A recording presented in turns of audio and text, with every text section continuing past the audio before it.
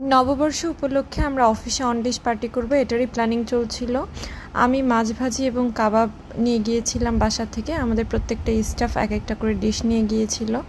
So on dish party আমাদের সকাল থেকে শুরু হয়েছিল, সকালের নাস্তা দিয়ে। এগুলো ভাইয়ারা কিনে এনেছিল, কারণ তারা বাড়ি থেকে কিছুই রান্না করে আনতে পারবে না।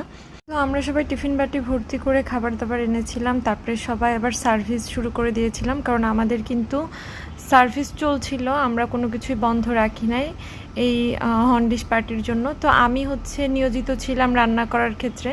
আমি পোলাও রান্না করেছিলাম প্রায় 15 জনের জন্য, সাথে বেগুন ভেজেছিলাম। স্পেশাল মেড বাই আমাদের সাজেদা আপা। যে অবশেষে ডালের সন্ধান পাইছি। এত মানুষের জন্য পোলাও আমি আগে কখনোই রান্না করি নাই, এই প্রথমবার রান্না করলাম, কিন্তু খেতে বেশ সুস্বাদু হয়েছে। সবাই এরকমই বলেছে।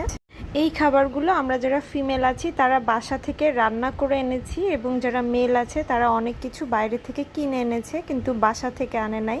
তো এভাবেই মূলত আমরা অন ডিশ পার্টিটা করেছিলাম আমাদের অফিসে, মানে রিফিউজি ক্যাম্পে আমাদের যে অফিসটা আছে ক্যাম্পের মধ্যে, সেখানে।